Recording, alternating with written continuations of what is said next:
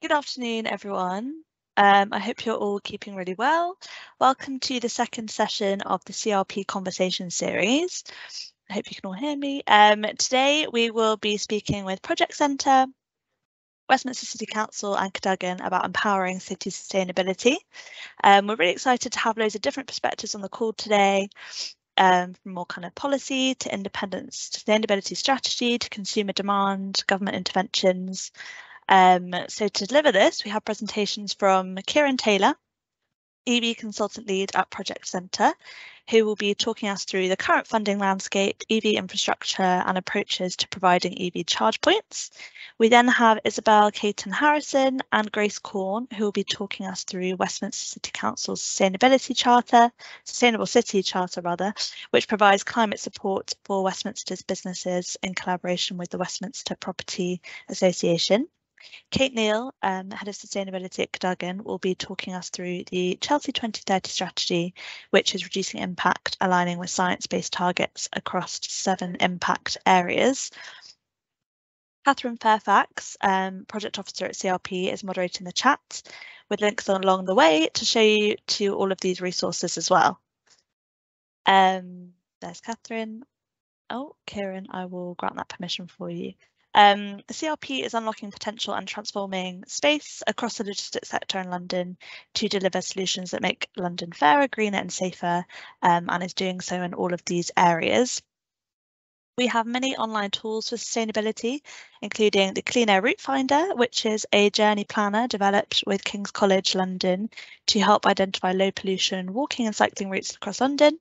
We have Click Collect, the second tile, which has been recently updated with different couriers to be more current, as well as a new feature which shows active travel time to each pickup point as well.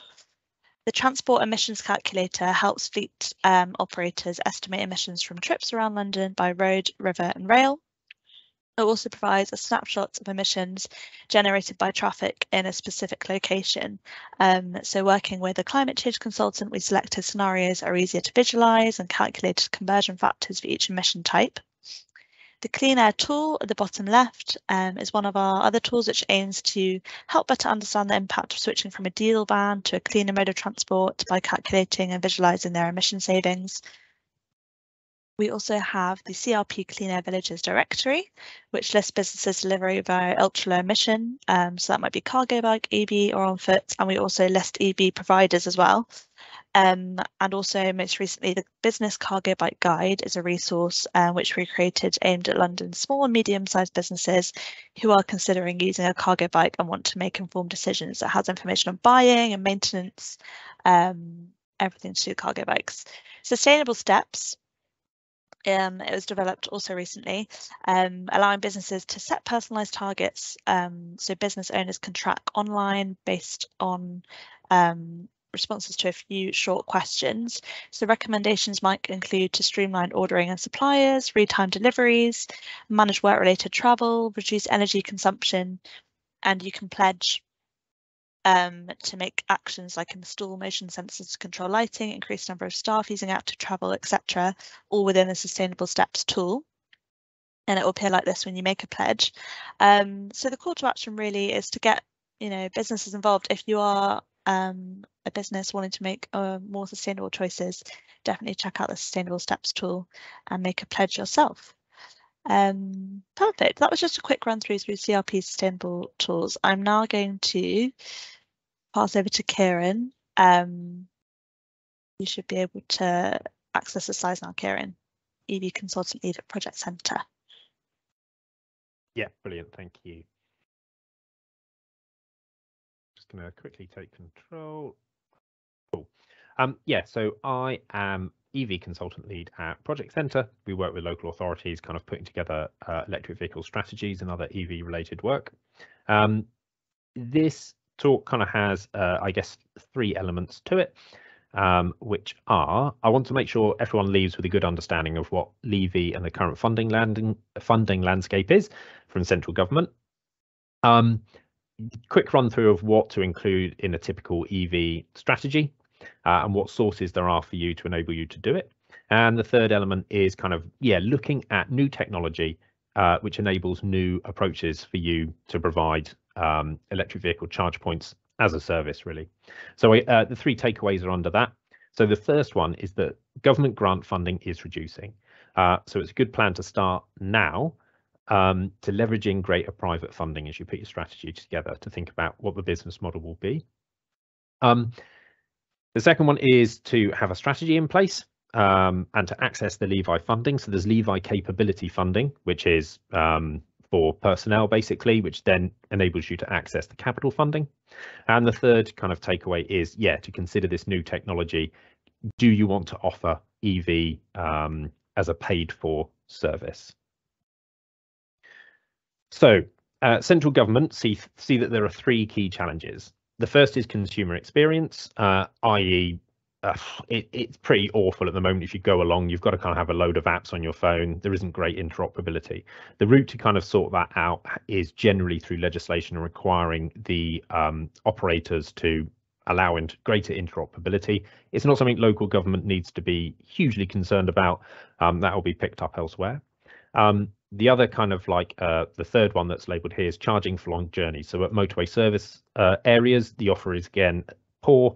The Competition Markets Authority have got involved in kind of broken up exclusivity clauses, and there's a funding pot to deliver greater kind of like charge points at those key sort of areas. And what we're talking about today is the pace of rollout, which government feels is too slow for on-street charging for people without home charging, and that's what the LEVI fund is focused on. Hang on, sorry. Right, so LEVI has two key objectives: improve kind of like the step change in deployment of charge points, and to lever in kind of more commercialization and private money. There's a big pot of capital funding. There is a small amount of capability funding, which will allow you to employ staff dedicated in this area. And what they've done, government as well, they've also provided standardized tools and training and kind of setting up best practice to kind of improve capability as well. It's worth noting that the LEVI capital grants are 60% of capital costs, which is a change that's already been made to the AUX funding as well, but it is less generous than it has historically been. And so the LEVI Capability Fund, that wants to make sure that every tier 1 local authority publishes a strategy to improve kind of like knowledge within local authorities about EV charging, and to make sure that everyone's putting in a bid for the capital funding. That's kind of what that LEVI funding landscape is all about. So when you come to write your own strategies, this is kind of just a tick box, I guess, or a template of what we would look to put in as different chapters for a strategy. So the first two are to define what your principles are, and then look at what the aims and objectives need to be. We tend like not to try and overthink it really, because there's existing transport strategies and LIPs, linked to the outcomes of the Mayor's transport strategy. And so outcomes 3 and 4 are kind of like quite big kind of hooks for your aims and objectives, basically, which you can see there. And EVs are great at delivering on outcome 4, kind of like reducing emissions. It's debatable how big an impact they'll have on outcome 3, and it kind of depends on what principles you put in place. The more convenient you make it for people to switch over to an EV with conveniently located infrastructure, the less impact you're going to have on kind of using that as leverage to get people out of car ownership patterns. If you make it less convenient for people to charge nearby their homes and kind of less convenient for car ownership, then it could be a lever for that. We generally explain what the policy context is at the national and regional and local authority level, put in a chapter about what infrastructure is available, which is, pitch to the general public to kind of say, this is how people like to recharge their vehicles. You're either using a rapid charge or a slow charger. These are the pros and cons of each of them, to give a bit of context about that. And then you include, baseline of what there is at the moment and what the forecast required provision is. We're going to look a bit more detail about that, and to finish with an action plan, and then to audit it basically with a quality impact assessment, make sure it is delivering for people with protected characteristics. And so looking at forecasting required provision, there's 3 kind of big questions. How many charge points are needed each year? Well, there's an easy answer to that. You can look on this NEVIS website, which is something that the LEVI funding has sort of delivered, which is the National EV Insight and Strategy. We'll look at that in just a sec. Where should they be located? Well, TfL have done a huge amount of research and there's data available from them to kind of guide you on that. That again is a fairly simple answer. How many should the local authority provide is again harder, and it's linked to what sort of principles you've taken. So I've put 4 sort of kind of ideas there. Let's look at those. The next slide. So this is when you log into Nevis, this is what you will see. This is going to give you the projected number of EVs, how many charge points you will needed over each number of years, and there are different scenarios with kind of like a range giving you high and low. If all you need to kind of access that is just a .gov email address, and you'll be able to, they'll give you access, and you'll be able to kind of use this information for your strategies. Where you should locate charge points. So a key thing here of thinking about the target market of people without off-street parking. TfL have already kind of mapped that. I mean, this is just taken the image here from their 2030 strategy, but the data, they will have the data at a more granular level as well than medium super output area, which is what's shown on screen. There's also the GLA dashboard. Not a great image I've taken of it there, but it's got a huge amount of information about kind of like the usage data of existing charge points that were purchased under GOLCs.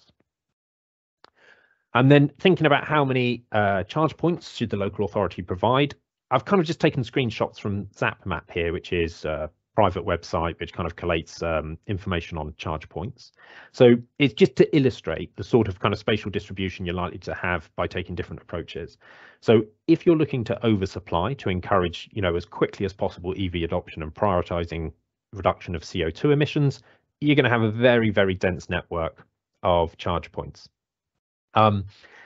If you respond to requests and or existing charge point use, you might end up with a slightly uneven kind of distribution, but responding to where there are early adopters. So if we look at kind of the area directly north of this park here, there's a very dense network. A similar residential area a little bit further north has very little yet, presumably because there hasn't been too much demand for that yet. Another thing that you might want to have as kind of like a principle is looking at the minimum level of service, i.e. how far have people got to walk, because they'll be charging these vehicles overnight. How far are they got to walk back to their property? And that ends with a more even distribution. And then you can look at what usage patterns are as you build that up. And you can kind of say, well, okay, this is the basic minimum level. We'll build it up based on how well utilized the charge points are in different areas. And then a whole new approach, which new technology is kind of enabling, is making charge points a paid for service. Now, this isn't new to local authorities, so I've just chosen an example here of kind of like crossovers are a really standard kind of process that every local authority has. This is just taken from from a sample London Borough, kind of like there'll be a minimum cost for doing it, and it might increase depending on kind of how wide the crossover needs to be, and there'll be an application fee to kind of assess, you know, what that's going to be that's non-refundable. And it will be possible to do something similar with charge points. So what we're looking at here is a cable channel. So running kind of like the cable across the footway under some matting creates a trip hazard, whereas this doesn't. It facilitates kind of like residents to safely charge at the curbside. And that could be rolled out as a fee if people are willing to sort of pay for that. And what that can do is, like, customers can kind of choose if it's worth them, if they want to pay for that, or if they want to use another model for refueling their EV, because there's a great deal of uncertainty when you look at kind of the Nevis and sort of how many charge points there are. No one's quite sure what the mix is going to be between rapid chargers, slow chargers, and kind of destination chargers. And by putting in place a way for facilitating residents to kind of pay for this service, it kind of lets them choose, you know, are they willing to pay for that convenience, or actually is it better for them to go and use the destination chargers at the local supermarket, or use kind of like rapid chargers at the fuel station, which is switching out petrol pumps for rapid chargers. There are some issues with how you do that. So cable channels are really only suitable for low parking pressure areas where people can guarantee they can park outside their property, I would argue. And you would still need, I think, to focus grant funding on where there's greatest need.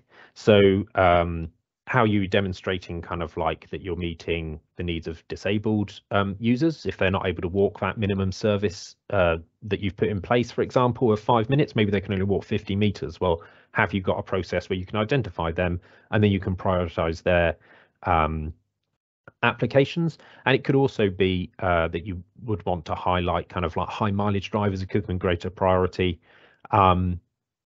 And people in rental accommodation are the other people likely to need support, because asking them to pay a huge amount up in kind of like the capital fees for it when they could be evicted through no fault of their own within a few months, there needs to be some sort of subscription service or some other way of paying for it. And there are other options too. So I'm only aware of one supplier that does this at the moment, but this overcomes the issue with it only being able to be used by that resident. The technology here is a public charger, which is available to all who purchase the Lance. So what gets installed is actually flush with the footway, and you connect to it with the Lance, so there's only a trip hazard when it's in use. And that can be connected to a domestic supply. So the company which do this at the moment is, I don't think it's still commercially available, but they are trialing this. And they're aiming it at the moment at high mileage drivers, so kind of 1,700 miles per month is what they're saying. Now, that doesn't all have to be one driver, because there can be other people using that. And they're looking at £99 per month for a 3-year term. So you can see kind of what that's based on in terms of like the kilowatt hours. And again, this can be something which, as the local authority would host it in the footway, would be the kingmaker on deciding, are people able to apply for this, and levering in a contribution from the resident that's actually going to be making use of this. And the resident, again, makes the call on, is that something they're willing to pay for or not? So, sorry, I think I've just gone over my 10 minutes. So just to summarize, so the new approaches to EV infrastructure, government grant funding is reducing, so start planning now to leverage in greater private funding. There is an expectation that every local authority will have a strategy in place, but government have put in place funding and tools, especially for staff funding as well, to enable you to do that. And well, linked to number one, really, consider whether charge points which act, which are a paid for service, is something you want to offer residents or businesses. Yeah, that's me. I think I'm handing over to Isabel. Let me just, sorry, there we go. Over to you, Isabel. Great, thank you very much, Kieran. Good to meet everyone. Yep, my name is Isabel. I'm a Principal Policy Officer in the Environment mini team at Westminster City Council, and I lead particularly on kind of all commercial decarbonisation of buildings and energy. So moving, if I take control, then I can move through the slides. Okay. So in terms of what we're here to talk to you about today, there are 3 different schemes that we're here to talk about, all designed to support businesses and other organisations across Westminster. And the reason why I wanted to bring these to this event today was partly just to share learning with other local authorities that are on the call, but also to kind of flag these to anyone here who works with businesses in Westminster or maybe is a business based in Westminster. The context for Westminster is that we've got the highest concentration of businesses per local authority in London, so even higher than the City of London in terms of number of businesses. We've also got a huge number of public bodies, not-for-profit bodies, different organisations, and our emissions data shows that actually over 70% of carbon emissions across the whole local authority come from heating and powering commercial and institutional buildings. So that's quite a significant amount. And for that reason, as a climate team, we've recognised early on the importance of supporting businesses and other organisations to reduce their emissions and kind of engaging with them on that. So the first scheme that I'm going to talk about is our flagship scheme in this area, which is called the Sustainable City Charter. We launched this charter at an event in November last year alongside the Westminster Property Association, who we've been working very closely with on this. They are a membership body that represent 250 odd organisations in Westminster that have some involvement in property development or ownership. So on the next slide, there's hopefully going to be a short promotional film that was made from that launch event, and that just gives you a very brief overview of the Charter. So let's see if this works.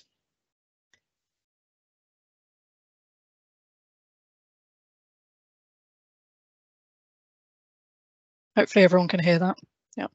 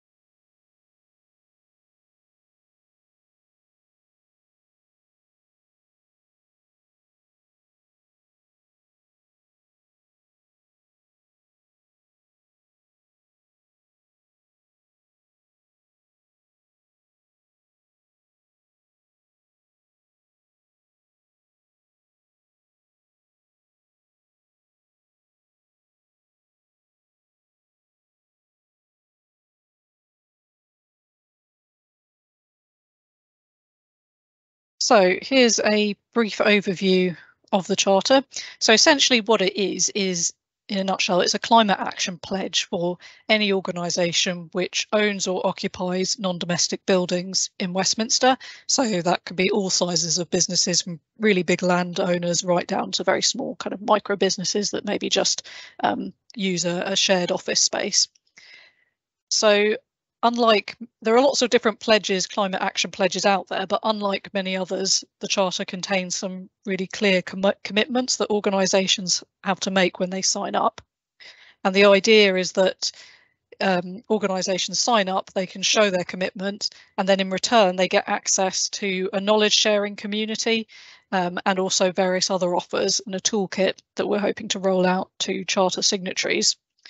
So, I mean, as mentioned, yeah, there are other climate action pledges out there. The Charter isn't the first one of its kind, but the kind of unique selling point or the advantage of it is that it's designed to be flexible enough for organisations of any size to sign up, but also it's got enough specific content to it that it can also be used, for instance, by owners to engage with their occupiers around climate goals. So it really kind of shows organisations where they're all gives them a common aim. And also, since it's focused on Westminster, it means that we can do a bit more networking with signatories and offer them more tailored support. So on to the next slide. This just gives you a bit more detail on those core commitments of the Charter that I mentioned. So there are 8 core commitments in total, covering collaboration, energy, deliveries, procurement, waste, transport and implementation. So, I mean, I won't go through them all in detail, but you're welcome to have a look at the information on our website afterwards. Some of the key commitments are a target for achieving net zero operational buildings by 2040 or earlier. So if you sign up as a landlord, that's something that you are going to be committing to. And then there's, as you can see, other areas as well. So using green leases, reducing energy use, obviously, setting out a sustainable procurement policies, participating in consolidation schemes for businesses.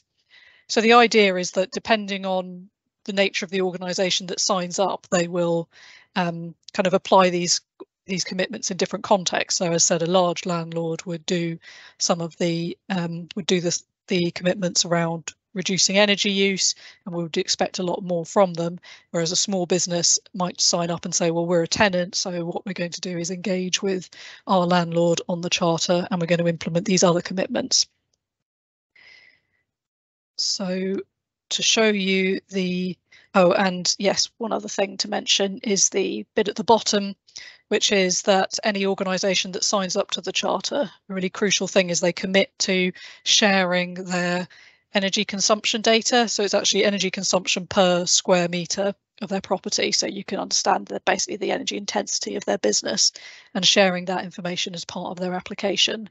So that, and then giving an update on that year by year so that we can track progress. So this is just a basic screenshot of the application form. So you can see that first section, question 2, is very much just around applicants setting out how they are going to apply the Charter in their context, how they're going to apply those different commitments.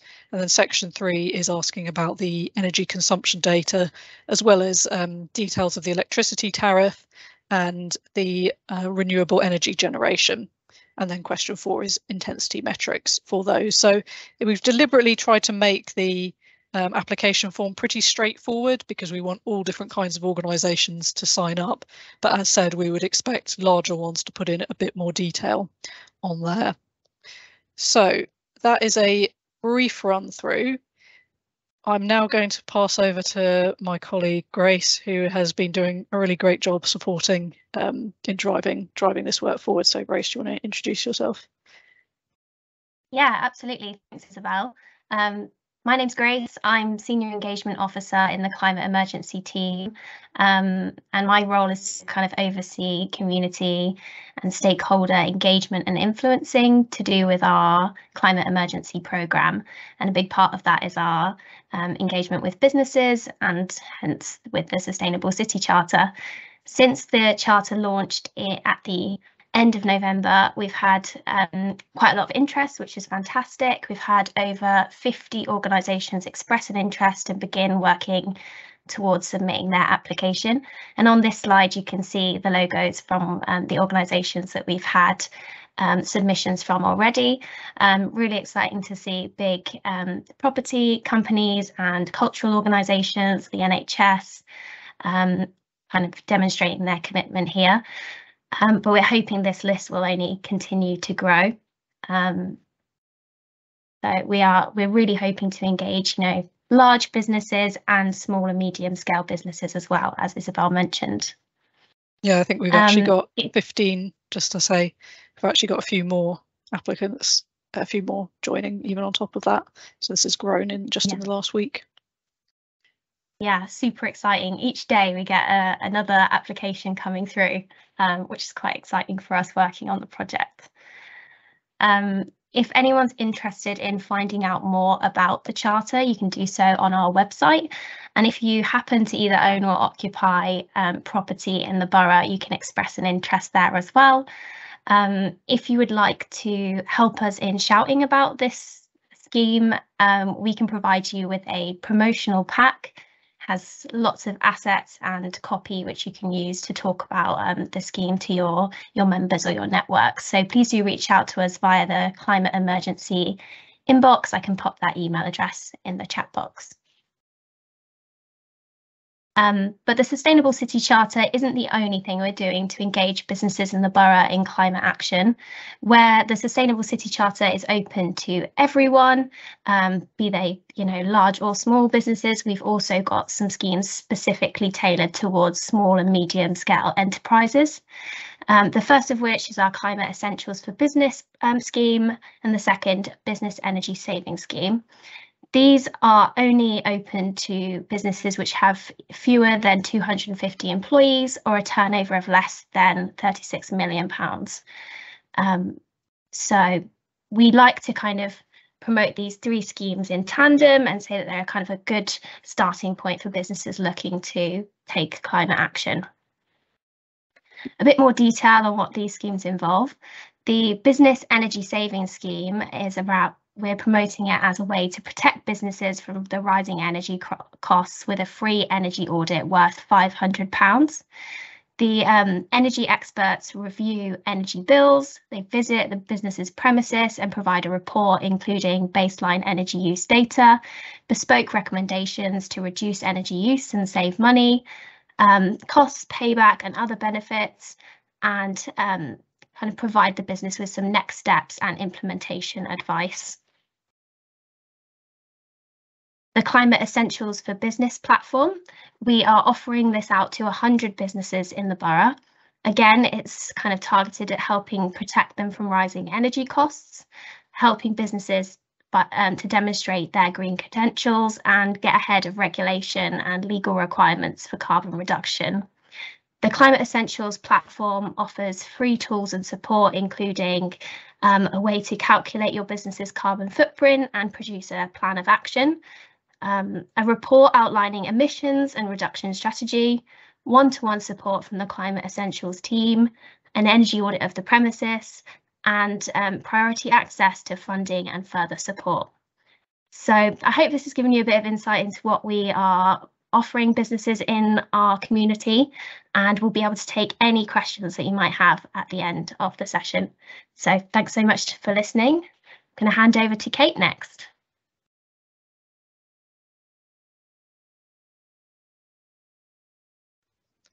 Thank you so much.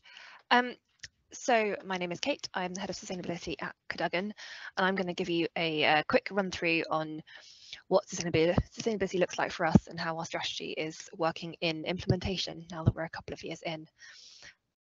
So for those of you who don't know, Cadogan is a 300-year-old business spanning 93 acres of mixed-use estate in Chelsea. We're framed sort of with Sloane Street and Kings Road. We've got over 300 shops, 7 schools, hotels, Cadogan Hall, such gallery, 15 acres of gardens, and over 3,000 flats and houses. So it's a proper mixed-use estate.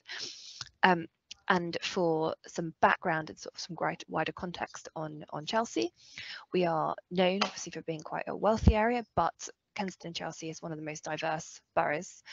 1 in 5 neighbourhoods are amongst the 20% most deprived in the UK, and 24% of children live in poverty. Life expectancy in the borough is higher than London and England averages, but walking 1/3 of a mile between 2 different areas can knock 17 years off your life expectancy. So it's a borough of extremes.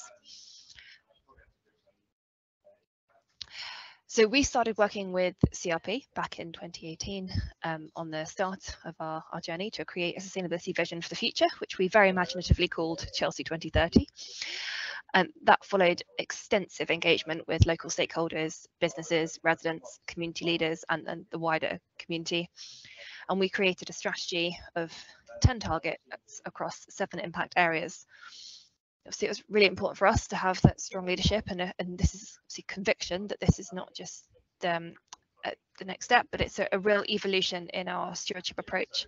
So we take meaningful input and influence from our community, and it does really shape what we're doing. So I won't go through this in detail, but I thought I just wanted to show you the breadth of our strategy. And it's really important because we've picked up a few bits which I think are sort of unique to us. So a couple of bits I want to highlight. We obviously got circular economy and waste management. We've got water reduction. We've obviously got net zero emissions. We've got quite a big focus on air quality because of the built up and sort of urban nature of the area and the importance of air quality to our local community. And also quite a big focus on wellbeing and culture through health and wellbeing, employment and skills, and community cohesion. And my absolute favourite part of this strategy sits in community cohesion, which is our twinning commitment, whereby we replicate successful projects that we do on the estate once a year, sort of elsewhere in the community. So last year we revamped our edible trail of sort of urban planting, sort of edible planting down one of sort of Pavilion Road, High Street, and we replicated that with Chelsea Academy, our local secondary school down the other end of Kings Road, and created for them an edible garden outside their special educational needs learning area for those students to engage with not just the mindful practice of gardening, but also the produce that comes from that is used in their culinary program. So that was a delightful project for us to be involved with and sort of share our learnings, and we'll replicate those sorts of things as we go through the next 6-7 years to 2030. Gets sooner every time I mention it. So collaboration is obviously completely essential to delivering our targets, and I sort of skipped through net zero as if it was just one of our targets, but obviously it is one of our most challenging.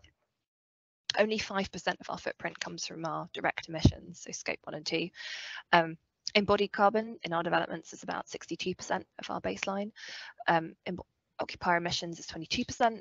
And suppliers form about 11% of our baseline emissions, and those are from 2019. For the purposes of today, I'm going to focus on those last 2, so occupiers and suppliers, and talk you through a few little things we're doing to tackle those.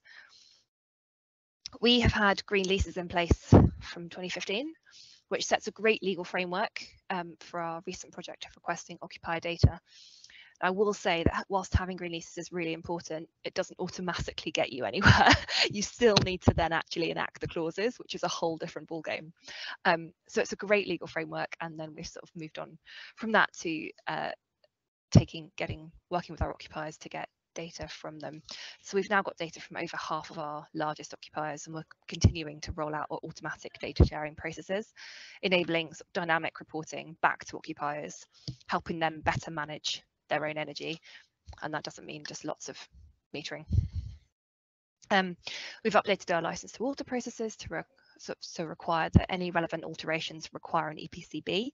So occupiers need to prove that and draft an EPC and submit that alongside their application to make any alterations to their units, which is a way of making sure that our occupier fit outs sort of continue our work towards decarbonisation. We've also embarked on quite a few greening projects in partnership with our occupiers, working towards biodiversity and urban greening factor, whilst also tackling the urban heat island effect and increasing our carbon sinks. So we've created 2 densely planted urban forests in partnership with Louis Vuitton, transforming 480 square metres of concrete into lush, biodiverse, self-sustaining forests in Chelsea. Now, on the supplier front, we have a relatively small base of long-standing suppliers, most of whom are small and medium-sized enterprises. So there's quite a lot of opportunity there for engagement, but also challenge, recognising they don't have the in-house resource to achieve what we're asking of them. So in late 2022, we worked with our largest suppliers to support them in measuring their footprints for the first time, and we've now got data from over 75% of the people that we asked, which is fantastic. So we held workshops, presentations, one-to-one support, and did quite a lot of in-depth hand-holding, as it were, to help our SMEs through that process, and it's been hugely productive, and we're analysing the results, feeding back to them, and then providing them with advice on how they can improve.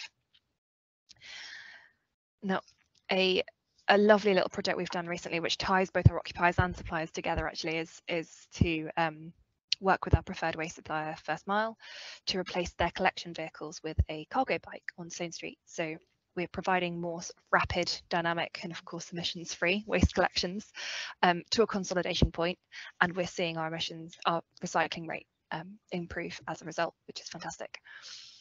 We're also looking to extend that across the rest of the estate through this year, because that's been such a successful trial.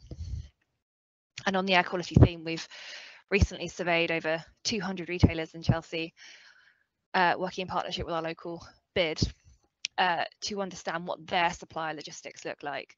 So we're looking at opportunities for consolidation, connection, enabling mode switching, etc., but done from a data-informed position, as opposed to just sort of guessing at a solution and trying to sort of retrofit that into operations. We're really starting with a survey to understand exactly what happens and really pinpoint sort of specific opportunities that we can target over the next 6 to 12 months and then beyond.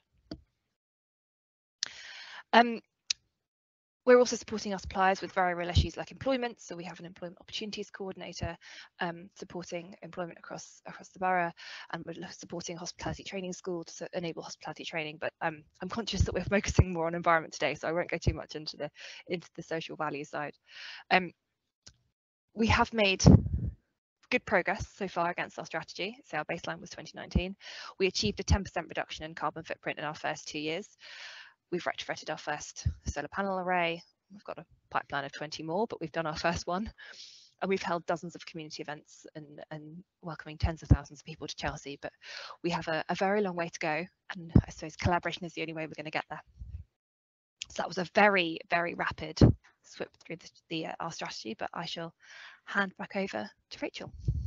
Perfect. Thank you so much, Kate, and thank you to all 4 of our speakers. That was so interesting. I'm going to stop sharing for the roundtable discussion, and if all the speakers could come back and put cameras on, that'd be brilliant. I guess I could start with you, Kate, and ask, is there any kind of specific indoor air quality priority for the estate, or is that addressed as part of the strategy?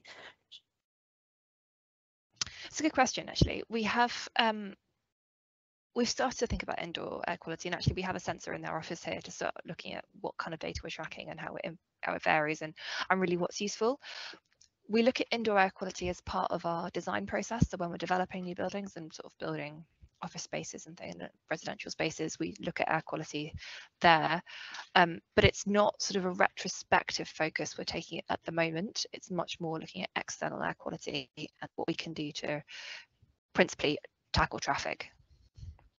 Okay, brilliant. So there would be more science-based targets for the air quality outdoors rather than indoor buildings. Yeah, so the bit that's, I suppose we could say all of our strategies, I suppose, informed by science, because we've done an awful lot of research and benchmarking and baseline, and we keep in touch. But the our emissions reduction targets are and our net zero pathways align with science-based targets, and we're obviously looking at, for external things, we obviously take note of whose recommendations, and the UK government recommendations and things. Yeah, perfect. And I guess for Grace and Isabel as well, I was just wondering about the impact and how that's measured for the Sustainable City Charter. Yeah, great. Thanks, Rachel. I'll take that one. Yeah, so we've got a number of internal benchmarks that we're kind of measuring impact against in terms of kind of number of signatories, number of events that we roll out. We are going to be forming a governance structure for the charter that will include a steering group and of representatives from organisations that have signed up, and part of their role will be to come up with new metrics to measure to measure the impact of the charter, so that they're kind of all metrics that they agree on together. I mean, in terms of measuring kind of carbon reduction impact, obviously we can track between year to year the organisations that have signed up in terms of their energy consumption and the emissions from that, so we can track that year to year. Obviously what we can't necessarily do is prove that the charter itself is causing any reduction, because the charter is primarily an engagement and kind of collaboration tool. So it's kind of one of those things where we can't necessarily track it back to the charter, but we can demonstrate a lot of impact in terms of businesses that are engaged, businesses that are reporting on this, and kind of, you know, other metrics that maybe come up with as well in the coming years. The one thing to mention is the charter is an evolving piece of work, so it's probably not going to stay. You know, we launched one particular version, but it's probably going to continue to evolve, and we want businesses on board to sign up so they can then shape how it evolves in the coming years. So that's a bit of a long-winded answer. Yeah, and yeah, thank you. And I guess for just from what Kate was saying, from the Chelsea 2030 strategy and engaging SMEs, potentially a different approach. Did you find there was a different approach to engaging SMEs for the charter rather than some of the larger organisations on the slide? Yes, so I mean, there was a lot of engagement that went into the initial development of the charter. We formed a group with the Westminster Property Association around that engagement. The WPA, a lot of their members are quite large, so a lot of that was around engaging larger organisations and what they wanted, and we did have to use other avenues for smaller businesses. So for instance, the council's economy team, our business newsletter, reaches out to a lot of small businesses. Westminster Business Council also work with a lot of smaller businesses. It is harder, of course, to engage very small businesses, you know, because they haven't necessarily got as much time and as much capacity to engage in this sort of thing, and that's a lot more challenging. But we're trying, post-launch, we're now trying a number of different routes to reach out to a variety of businesses, and one method that we're going to be using, for instance, is including information about these schemes in our business rates mail out. So that's something that's going to reach all businesses regardless of their size, and we're deliberately sort of pitching that in such a way that it appeals to smaller businesses. We say, you know, you can save on energy costs, you know, get involved in these schemes, sign up to the charter. So we're using lots of different methods. Don't know, Grace, if you want to add anything. I'm not sure if there's anything more to add. I couldn't have said it better myself. Yeah, we're going to be pitching some of the charter network events specifically at small businesses, so creating space, you know, specifically for them, and we've also been in touch with the Small Business Federation, who are going to be helping us with getting messaging out to their membership and through their networks as well. hopefully that's helpful. Perfect. Yeah, thanks so much. I'll go to Kieran now. I think I saw that new funding's been announced this week from DFT, so that's over 2,000 charging devices across 16 council areas, but there's quite a variety from across the UK for that funding. So I just wondered how you think that might impact rollout plans in Greater London, or how you might estimate the impact of that funding. You're on mute, just sorry. Sorry, I didn't catch that announcement. So what was the specifics of that? I can link you to it now. 1 second. But it was the award of, was it award of LEVI funding, or was it a different sort of source? It was from the DFT, so on installing EV charge points. Because AUX is also still running. But sorry, it was LEVI. It was LEVI. Okay. Yeah. And so your question is, how's that going to influence kind of like the rollout of charge points in London more generally? Yeah. Well, I think that, as per the slides, kind of they are looking for a step change in how many charge points are rolled out. And there's more than one kind of like round of allocation of LEVI funds. It's a kind of a 3-year funding pot. The initial 10 were kind of awarded about a year ago, and they were kind of pilot schemes. And what they really are focused on is, or what they'll be looking for is how it's been structured to kind of get match funding from the private sector. So that's kind of the thing to focus on. And for the capability funding, there are deadlines approaching for that if you want the funding for this financial year, and I think there's an October deadline for next financial year, and then that will get your capability in, and will kind of, if that will allow you to then put your strategy in place and kind of access the capital funding. Okay, brilliant. Would you be able to share some info on that if we haven't had a link already? Yeah, I can put something on that. Yeah. Perfect. I don't know if anyone had a comment on including river transport. I know that's quite a specific question from Pamela, but if anyone wanted to add to that. And Sarah King has mentioned the London Business Hub to promote lockdown grants for businesses, showing which scheme was live or closed. I'm assuming this is for EV charging as well.